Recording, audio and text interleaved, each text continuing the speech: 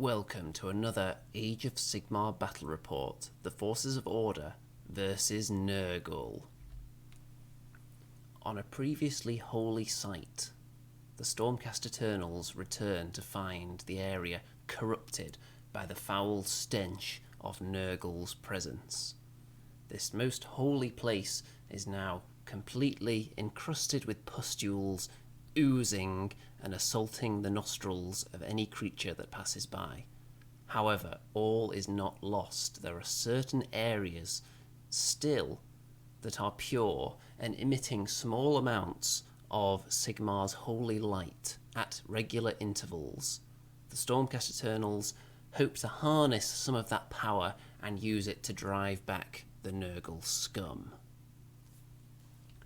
Well, we have 1,000 points of Order versus Nurgle right here. You can see that it's the Stormcast Eternals and the Kharadron Overlords on the near side of the table. The lovely table, which is of course at Warhammer World, which is why you won't see any adverts on this video, by the way.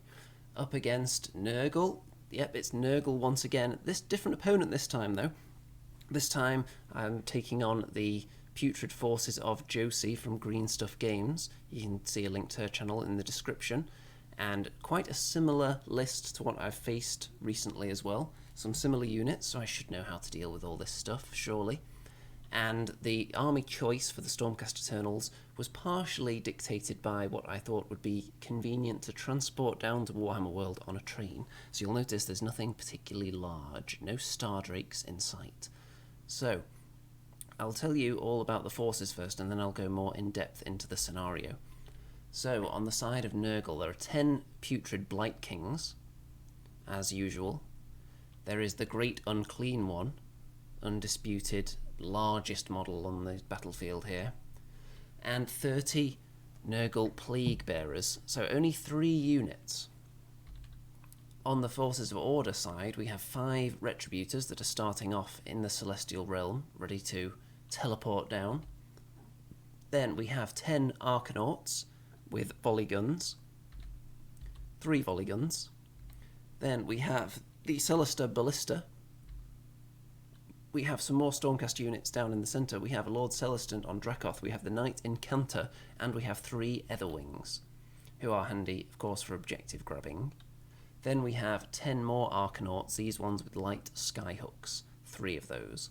So, those are the forces and the scenario. You'll notice that down the centre of the table there are these 4 tokens representing these areas where Sigmar's holy light intermittently spews forth and kind of cleanses the area a little bit. And the Stormcast Eternals want to claim that area, and the Nurgle forces would desperately like to block them up. So of those 4 objectives, we will randomly determine at the start of each turn which ones become active, and on the roll of a 1 to 4, it'll be one of the 4 objectives. On the roll of a 5, it'll be the 2 objectives on the left. On the roll of a 6, it'll be the 2 objectives on the right, as I look at it. And victory points can be gained by controlling any of these, by having a greater number of models within 3 inches of it than your opponent, and the victory points are earned at the end of the battle round, not at the end of a player's turn. So there may be some benefit to going second on occasion here. So on the turns where possibly 2 of the objectives are lit up, then there will be more victory points available there. So you can see these are the 2 in the middle. In fact, these are on the left, these 2. And these are on the right. And there is a feculent Gnarlmaw there as well, which is very important for Nurgle, which speeds them up a bit. And that is right near one of the objectives. So you can see a lovely cinematic view from the Lord Celestant here, all the way over to the Great Unclean One, and it is quite a magnificent battlefield. It's not the easiest for moving your troops around on, and especially not for rolling dice actually. There isn't really any flat surface on it whatsoever, but it's great just for aesthetics. And here is the view from the Celestar Ballista, focused in nicely on the Great Unclean One over there, who we're going to be hoping to whittle down in wounds. And you'll see that in turn 1, the objective on the left, which is between a unit of Arcanauts and the Blight Kings, is going to start emitting Sigmar's holy light. So, I'll give you a bit of my grand strategy as well before we begin. So, you can see here that the Nurgle forces are made up only of 3 units. The Stormcast Eternals and Kharadrons have got considerably more, but weaker units. So I'm not going to be planning to engage their forces particularly. I want to use the 2 units of Arcanauts, who have been drafted in by Sigmar, paid some handsome amounts of gold, I'm sure, to assist in reclaiming this area. I'm going to use them to try and draw the 2 big infantry units away from the centre, kind of have them chasing me around. And then I'm going to plop in the Retributors behind the 1 unit that they're least scared of, which is likely to be the Plague Bearers. And if I could possibly get a charge in on them in the early turns and prevent them getting up the battlefield, then the Arcanauts on that side will just have free reign to sit on 1 or 2 of those objectives. Because since Nurgle only have 3 units, I don't think the Great Unclean One and the Blight Kings are going to be too happy to be sprinting back and forth all the way across the battlefield just to hold objectives when they could be killing things. So if I can tie up those Plague Bearers with the Retributors, that would be very, very preferable. And the Ether Wings are able to just hop around looking for objectives whenever a chance presents itself, and the Lord Celestant is probably going to be doing a bit of that as well. I really don't want to engage any of these units in combat except with the Retributors. I'm going to be whittling down the Great Unclean One since he's the only thing I can really damage with shooting. There's no point shooting at the Blight Kings or the Plague Bearers when there's so many of them, just so many wounds to chew through. So with this one lit up, we didn't put a 5th objective down on the other side of this building. I thought that would be a bit too many, considering that the Nurgle only had 3 units. And if you've seen the previous battle reports, you'll note that when the Nurgle forces I've been up against have had a very small number of units, any kind of objective hopping scenario greatly favours the more balanced lists that I tend to take. So I think this one is a good compromise. There is objective hopping, but they're not that spread out. They're all kind of on the centre line. You can see here that those Blight Kings are going to start moving forward in a second towards those Arcanauts that are their main enemy at the moment. So here we go, turn 1. The Putrid Blight Kings do move up to that objective, so they'll be hoping to score some points there, because I probably won't want to just kamikaze a unit in there to control that objective and then to immediately get killed in the next turn. So I'll probably just have to let them take a victory point there in turn 1, since they've got the first turn. You can see the Great Unclean One's moved up in the centre as well. I don't think he's in range to use any of his magic abilities yet, so that's fortunate. And of course the Plague Bearers moved up as well. They've had Mystic Shield cast on them by the Great Unclean One, so just in case I was thinking about shooting them, I'm definitely not going to do that now. With such a large number of Plague Bearers, there are penalties to hit with shooting as well. It might make a difference also if I get the Retributors in there, although I'm not sure whether they would get a save anymore against the Retributors. I can't remember off the top of my head what the save is for a Plague Bearer. So there's how the battlefield looks at the end of that turn. So what I'm going to be doing is converging all my fire on the Great Unclean One, try and whittle it down in power, and bring on the Retributors around the Plague Bearers and try and get in there. So, turn 1 for the Forces of Order. These Arcanauts have moved their way down a little bit. They just wanted to get in range to use their volley guns, I think.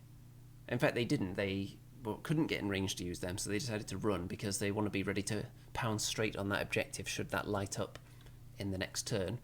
And they want the Retributors to be attacking those Plague Bearers, so they won't have to worry about them, hopefully.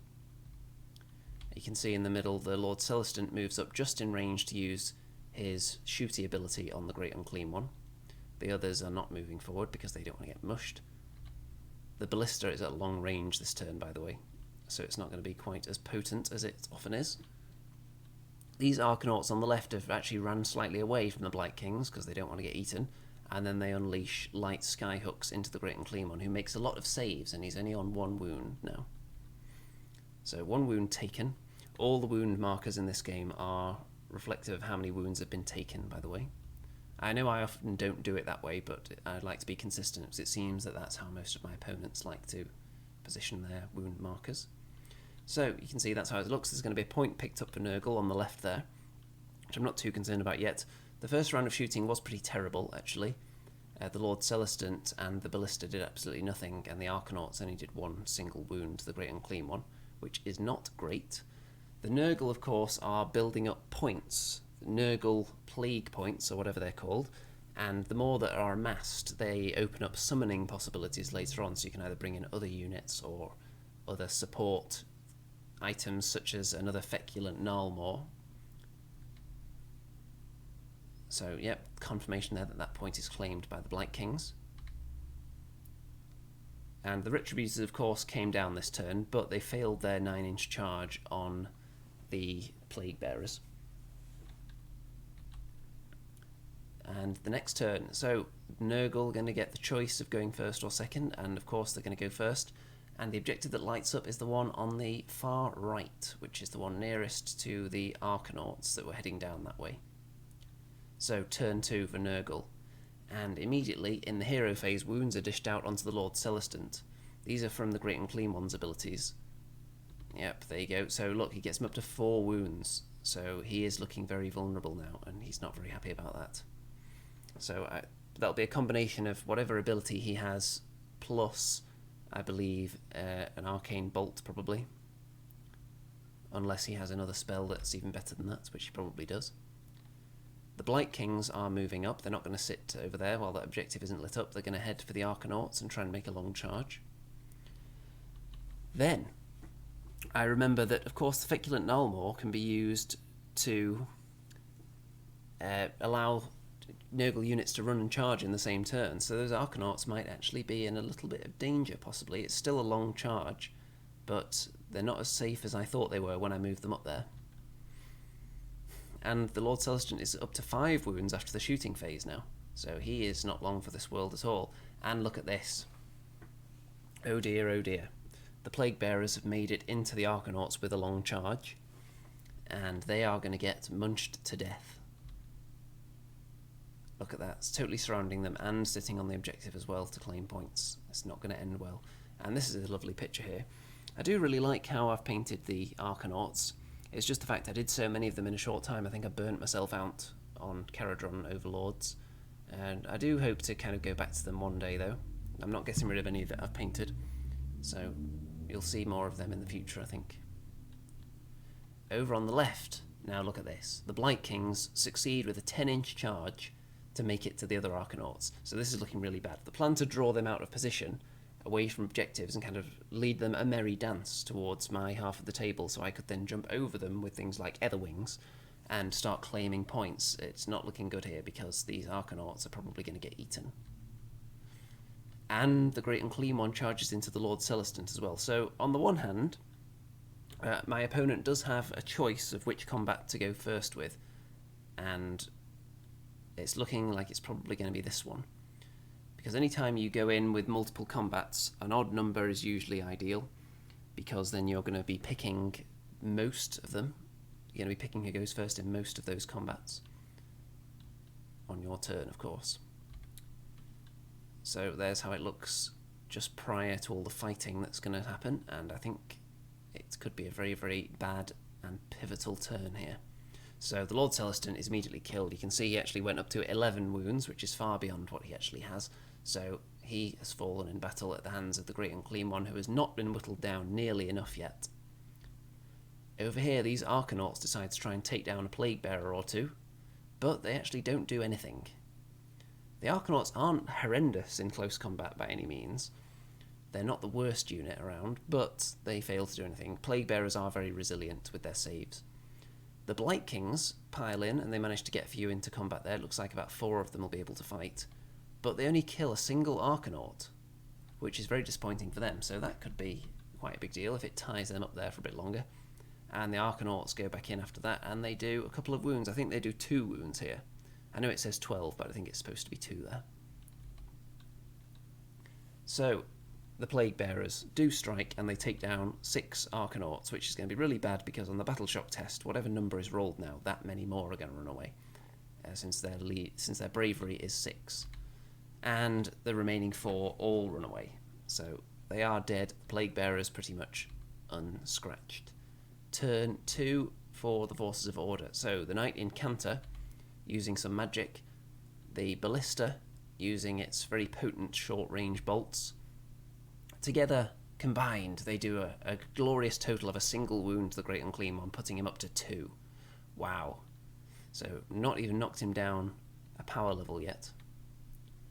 The Retributors move around, and it's still a long charge since the Plague Bearers were able to run away from them. So I'm kind of regretting bringing the Retributors in behind now. The thinking was that if I brought them in front, that would allow things like the Great Unclean One, who are already heading in that direction, to go after them, whereas I would rather they were attacking from behind and dragging the Plague Bearers backwards away from where the objectives were, but it did not pay off.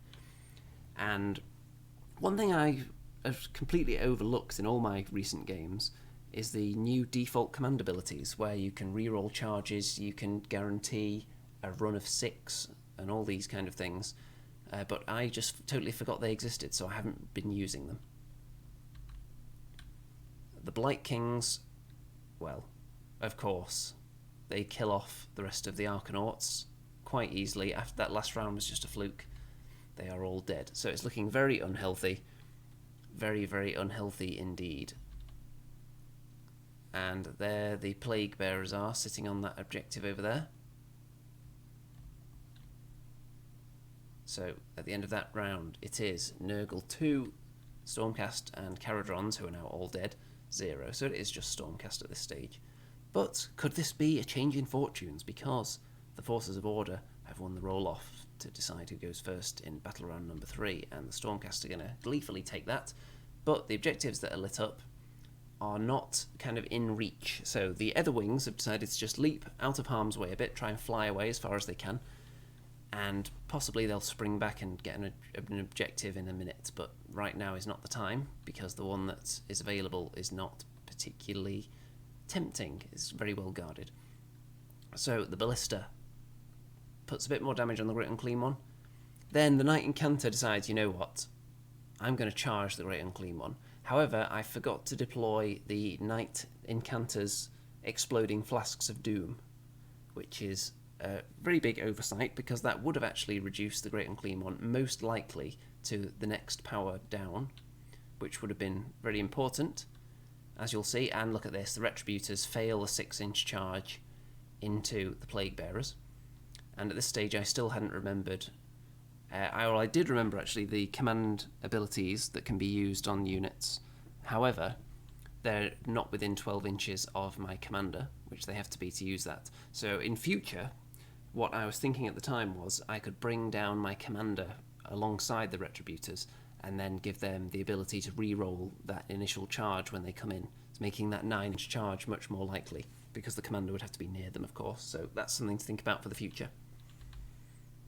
The Great Unclean One eats the Knight Incanter for breakfast, because he's still at full power, due to my foolish oversight of not detonating those flasks.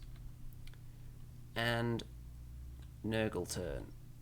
So the Great Unclean One is sitting on that objective, which is the one that was lit up this turn, which is why the Etherwings went nowhere near it. And there's a lovely picture of the Great Unclean One. It's a very, very nice model, isn't it? Nice close-up of the putrid Blight Kings. All the Nurgle stuff looks really good. And finally, the Plague Bearers. So it's not a very long turn, this, because you can see the Great Unclean One is just sitting on that objective there. Is the one under the Plague Bearers lit up this turn? I don't think so. So I think it's just that one there. And there's how the battlefield looks. So 1 point picked up for Nurgle there. So the Stormcast need multiple objectives to light up now, and I need to successfully grab them as well and not die. So it's looking like a very, very long shot for the Stormcast at this stage, especially with Nurgle getting the choice of going first in this round due to the roll-off. So 2 objectives do light up, the one next to the Great Unclean One and the one right under all the Plague Bearers, which is the worst possible case scenario. So here we go, battle round number 4. Mr. Snaily Pants, who I believe is Horticulus Slimmux, he is summoned in by the Great Unclean One using the Nurgle summoning points. Yeah, I don't think the Great Unclean One has anything to do with it, actually. I think it's just an automatic thing. When you've built up enough points, you can just bring in extra units. So he's going to be quite annoying, although I don't think it's going to be a big factor in deciding the outcome of this game. I think that was probably decided long ago. He's just able to help out there, holding on to that objective. The Plague Bearers actually move closer to the Retributors, knowing for a fact that if they just swamp that objective, there's no way the Retributors can kill enough of them in combat to control that objective. and the other wings are successfully charged by the Blight Kings. They weren't able to get far enough away, and they're going to die a horrible death, with feathers flying everywhere. Yep, there you go. There's just blood and guts, feathers spluttering everywhere, and the Blight Kings are probably very, very tarred and feathered now. So, not looking healthy at all, although the Stormcast have one chance to do something about this with very lucky rolling, I would say. Battle round 4 for the Stormcast. The Retributors, of course, make the charge into the Plague Bearers. They're going to hope to kill an ungodly amount of them, but they only kill 6, so that's not going to be enough. The Ballista, can it bring something down? Well, we've got the Great Unclean on up to 4 wounds now. Yeah, the shooting has not been successful at all in this game. And the Plague Bearers are going to put, I think they put a single wound or 2 wounds onto a Retributor, so not enough to kill one, but they still hold that objective. So there they are, totally swamping it. So they are possibly emptying the contents of their pustules down there into the shaft of light that Sigmar is emitting. And this one has the Great Unclean one and Mr. Snaily Pants guarding it. So that's going to be 2 points at the end of that round. And it's now an insurmountable odds for the Stormcast. It's all over. 5 victory points to 0. The Stormcast can no longer win the game, even with outrageous luck. It's not possible, so that is the end. And a resounding victory for the forces of Nurgle, who cleanse this area of what they would see as a corrupting influence of goodness and light and cleanliness and shiny metal, and replaced it with filth and pus and scabs and all manner of disgusting, foul, hideous, bloated, festering things. Well, what have I learned from that game? Nurgle aren't as slow as you might think.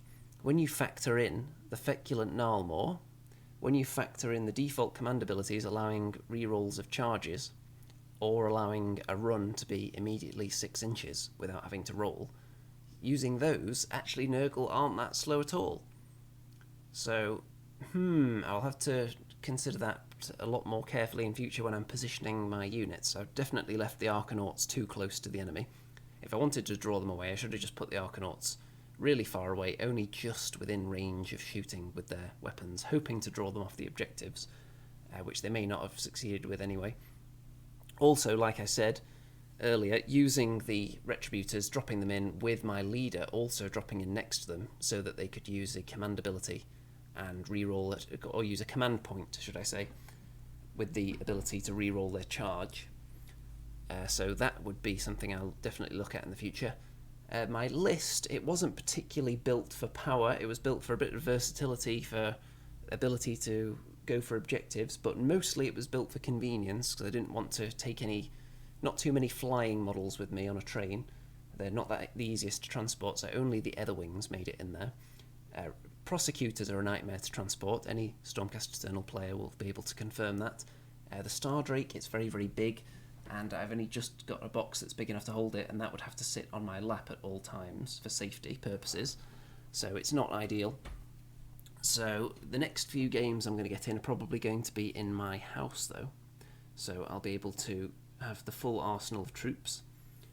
The Knight Incanter, I wanted to use it because she was freshly painted up just prior to this game, but upon seeing the opposition list, it was clearly not ideal, because the main spell of the Knight Incanter is great at taking down lots and lots of units, but not really 3 incredibly powerful units and nothing else.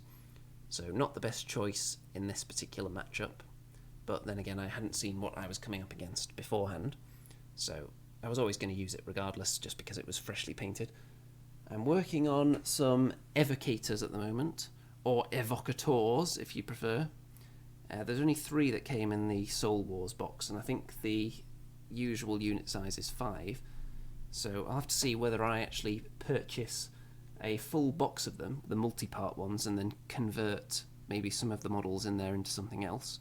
I've got a lot of Stormcast bits left over, and there are a ton of Stormcast heroes you can convert models into using those bits. So you can keep your eyes peeled for that.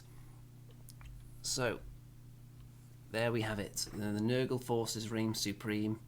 It's a defeat for the Stormcast with their Kharadron mercenary allies, and very, very disappointing all in all for the forces of goodness and light. Very, very thrilling and wonderful if you're on the side of putrid foulness.